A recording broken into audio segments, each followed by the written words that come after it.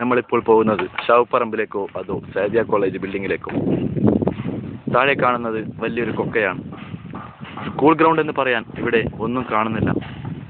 ഇങ്ങോട്ടുള്ള വഴിയെക്കുറിച്ച് പറയുകയാണെങ്കിൽ കാടുകൾ നിറഞ്ഞ ഒരു വഴിയാണ്, വിജനമായ പ്രദേശം. എന്തൊക്കെയായാലും നല്ല പ്രകൃതി ഭംഗിയൊക്കെ ഉണ്ട്. ഇവിടെ നിന്ന് വരുന്നത് കാര്യം ആലോചിച്ച് നോക്കുമ്പോൾ തന്നെ സത്യത്തിൽ തലകറങ്ങിയേക്കാം. നമുക്ക് മുമ്പോട്ട് തന്നെ പോയി കോളേജിലേക്കുള്ള ചവിട്ടുപടി വിറയലോടുകൂടി നിങ്ങൾ കടന്നു നീങ്ങുകയാണ്. തിരിച്ചു വരില്ലെങ്കിൽ ഇത് തെളിവായിരിക്കട്ടെ. പക്ഷേ അകത്താണെങ്കിൽ അകത്ത് കാണാൻ കുറച്ച് സൗകര്യമൊക്കെ ഉണ്ട്. എന്തൊക്കെയായാലും ഒരു കോളേജിന്റെ ലുക്ക് വരുന്നുണ്ട് എന്ന് നമുക്ക് മനസ്സിലാക്കാം.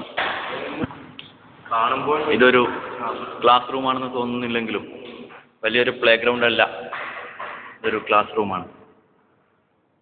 ആ എന്ന് പറയുമ്പോൾ 100 പേർ ഒന്നിച്ചിരുന്ന് പറയുന്നത് പോലെ തോന്നും.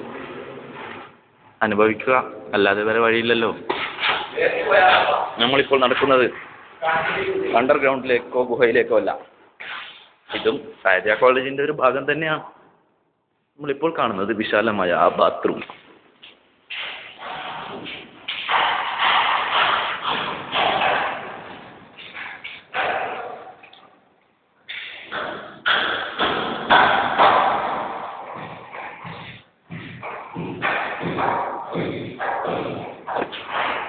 കോളേജിന്റെ ശരിയായ മുൻവശത്തേക്കാണ് നമ്മൾ പോകുന്നത്.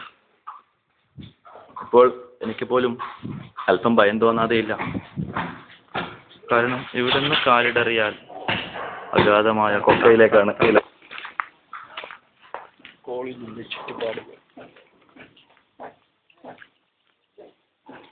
കോളി എടുക്കുമെന്ന് കേൾക്കുമ്പോൾ കൊക്കയാണെന്ന് വിചാരിച്ചില്ല.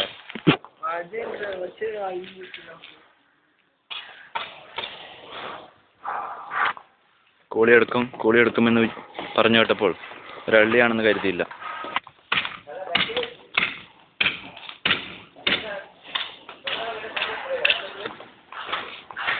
ദൂരദൃശ്യം എന്ത് മനോഹാരിത ഒക്കെയുണ്ട്. സേവ്യ കോളേജിലും ലിഫ്റ്റോ? തെറ്റിദ്ധരിക്കരുത്, ഇത് വർക്ക് ചെയ്യാനുള്ള ഒരു ഉപകരണമാണെന്ന് തോന്നുന്നു. വന്ന വഴിയെ തന്നെ തിരിച്ചു പോകാൻ ഉദ്ദേശിക്കുകയാണ് ഞങ്ങൾ. കാലം ഇടറിയാൽ അമ്മോ ആലോചിക്കാൻ കൂടി.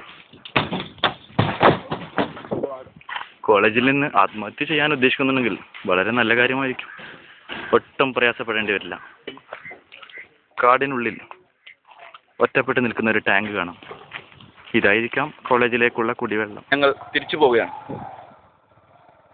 കോളേജിലേക്കുള്ള ഇടതൂർന്ന കാടുകളും വഴികളും.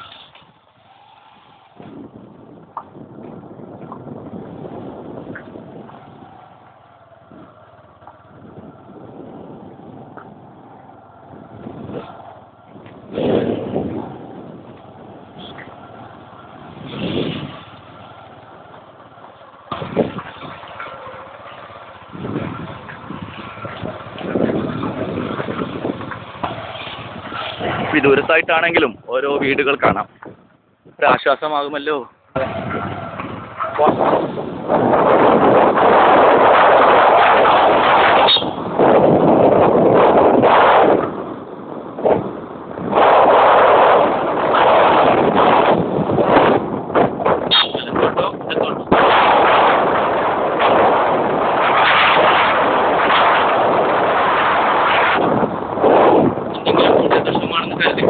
ശേഷം ഒരു ഓട്ടോ പോകുന്നതായി കണ്ടു.